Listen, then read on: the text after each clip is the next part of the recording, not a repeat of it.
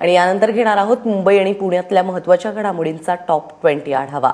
पुढच्या 20 वर्षांसाठीचा मुंबईचा विकास आराखड्याचा अंतिम अहवाल महापौरांसमोर सादर करण्यात आलेला आहे। मुंबईकरांना परवडणारी घरं मिळवून देण्यासोबतच परवडणाऱ्या भाड्यातही घरं घेता यावीत यासाठी या अहवालात तरतूद करण्यात आली आहे। परवडणाऱ्या घरांसाठी मोकळ्या जागा, ना विकसित क्षेत्र, बॉम्बे पोर्ट ट्रस्टच्या जागेचा वापर केला जाईल। हा अहवाल आयुक्तांना सादर केल्यानंतर महानगरपालिकेच्या सभागृहासमोर ठेवला जाईल। सभागृहाच्या मंजुरीनंतरच हा अहवाल नगरविकास खात्याकडे अंतिम मंजुरीसाठी पाठवला जाईल।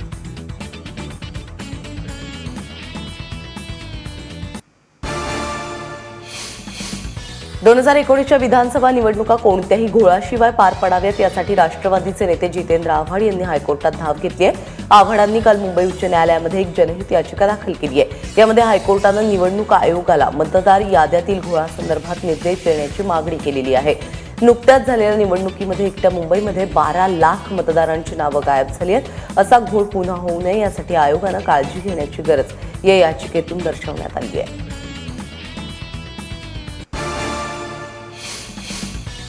राष्ट्रवादी काँग्रेसचा बालेकिल्ला अशी पिंपरी चिंचवडची ओळख, भाजपच्या जोरदार विजयाने आता ही ओळख पुसली गेलेली आहे। पिंपरीतल्या या दारुण पराभवानंतर राष्ट्रवादी काँग्रेसने महापौर पदाच्या शर्यतीत न उतरण्याचा निर्णय घेतलाय। राष्ट्रवादीचे नेते अजित पवार यांनी महापौर निवडणूक न लढवण्याचे आदेश पदाधिकाऱ्यांना दिले आहेत। गेल्या जुलै महिन्यामध्ये मुंबईतल्या जिजामाता उद्यानामध्ये दाखल झालेले पेंग्विन लवकरच सर्वसामान्यांना पाहायला मिळणार आहेत। त्यासाठी या पेंग्विनची क्वारंटाईन कक्षातून प्रदर्शनी भागामध्ये रवानगी केली जाईल। या नवीन जागेला ते सरावले की 8 दिवसांनंतर हा कक्ष सर्वसामान्यांसाठी खुला केला जाईल। त्यामुळे आता 7 महिन्यांनंतर का होईना मुंबईकरांची पेंग्विनना पाहण्याची प्रतीक्षा संपणार आहे। खारघर टोलच्या निविदा या प्रकरणी खुल्या चौकशीच्या परवानगीला राज्य सरकारनं मंजुरी दिली आहे। त्यामुळे या प्रकरणाचा तपास एसीबी कडून केला जाणार आहे। या संदर्भात आरटीआय कार्यकर्ते प्रवीण वाटेगावकर यांनी हायकोर्टात याचिका दाखल केली आहे। या याचिकेमध्ये निविदा प्रक्रियेमध्ये भाजपचे विद्यमान खासदार संजय काकडे यांच्या काकडे इन्फ्रास्ट्रक्चरचे हितसंबंध जपले गेले असून या हितसंबंधांमधून मोठा आर्थिक गैरव्यवहार झाल्याचा आरोप याचिकाकर्त्यांनी केला आहे। खंडणी देण्यास नकार दिला म्हणून पुण्यातल्या हडपसरमध्ये याकूब शेख या व्यक्तीला जबर मारहाण करण्यात आली आहे। माडा सोसायटीमध्ये राहणारे शेख यांच्याकडे खंडणीची मागणी करण्यात आली। याकूब यांनी नकार दिल्यानंतर अनिकेत चांदणे, सोन्या रणदिवे आणि प्रफुल्ल राजा या गुंडांनी त्यांना जबर मारहाण केली। या प्रकरणी पोलिसांनी आरोपींविरुद्ध गुन्हा दाखल केलाय, मात्र अद्याप कोणालाही अटक करण्यात आलेली नाही। पुण्यातील हिट अँड रन प्रकरणी आठवड्याभरापासून फरार असलेल्या पोलीस निरीक्षकाचा मुलगा अभिमन्यू जगतापला अखेर अटक करण्यात आली आहे। अभिमन्यूला कोर्टामध्ये हजर करण्यात आलं, त्याची जामिनावर सुटका झाली आहे। अभिमन्यू हा पोलीस निरीक्षक प्रदीप जगताप यांचा मुलगा आहे। 26 फेब्रुवारीला सायरा नावाच्या मुलीच्या अभिमन्यूच्या गाडीने त्याला धडक दिली होती।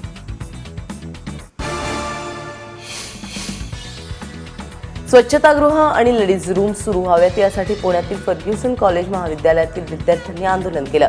रविवारी सुट्टीच्या दिवशी झालेल्या आंदोलनाचा केवळ मुलींनाच नाही तर या मुलांना देखील त्यांनी यात उत्स्फूर्त सहभाग दिला। महाविद्यालयाचं वाडिया ग्रंथालय दर रविवारी 8 ते 1 वाजेपर्यंत सुरू असते। या काळात अनेक मुली अभ्यासासाठी ग्रंथालयात येतात।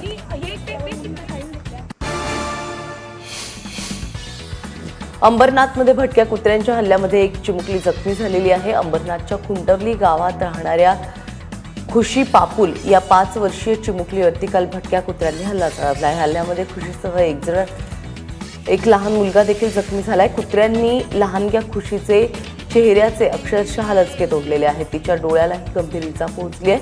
हल्ल्यानंतर खुशीला मुंबईमध्ये एका खासगी रुग्णालयात दाखल करण्यात आलंय।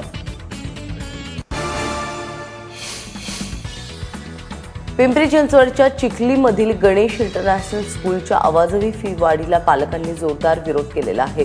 शाळेकडून दरवर्षी 3,000ची फी वाढ केली जाते। यंदा मात्र 17,000वरून ते 36,000 रुपयांपर्यंत फी वाढ करण्यात आलेली आहे। हे अन्यायकारक असून सरकार याकडे कानाडोळा करत असल्याचा आरोप पालकांनी केला आहे। मद्यधुंद अवस्थेतील पित्याशी झालेल्या वादामध्ये मुलाने चाकूने वार करून पित्याचीच हत्या केल्याची घटना डोंबिवलीत घडलेली आहे। डोंबिवलीतल्या कोळगाव परिसरात राहणारे दिगंबर वानखेडे दारूच्या नशेमध्ये घरी आले आणि त्यानंतर जेवायला बसले. त्यावेळी मोबाईलवरती गाणी ऐकणाऱ्या मुलानं देखील जेवण मागितलं. 17 वर्षांचा हा मुलगा काही कामधंदा करत नाही, घरामध्ये मोबाईलवरती खेळत असतो. यावरून त्यांच्या दोघांमध्ये वाद झाला आणि चिडलेले वडील त्याला मारण्यासाठी त्यांनी विळा उचलला. यावेळी मुलाने भाजी कापण्याच्या सुरीने त्यांच्याच गळ्यावरती आणि छातीवर वार केले. दिगंबर यांचा त्यावेळी जागीच मृत्यू झालाय, तर मुलगा फरार आहे. उल्हासनगर पालिकेच्या सहाय्यक आयुक्तांवरती सदोष मनुष्यवधाचा गुन्हा दाखल झालाय. दुचाकीस्वाराच्या मृत्यू प्रकरणी पोलिसांनी ही कारवाई केली आहे. गेल्या वर्षी 19 जुलै रोजी कल्याण बदलापूर रस्त्यावरती एका इमारतीचा स्लॅब कोसळला. अशोक पाल या दुचाकीस्वाराचा मृत्यू झाला. अनधिकृत बांधकाम केल्याप्रकरणी या इमारतीवरती सहाय्यक आयुक्त अजित गोवारी यांनी कारवाई केलेली आहे. कारवाईनंतर ही इमारत धोकादायक अवस्थेत असल्याचं सांगितलं जात आहे.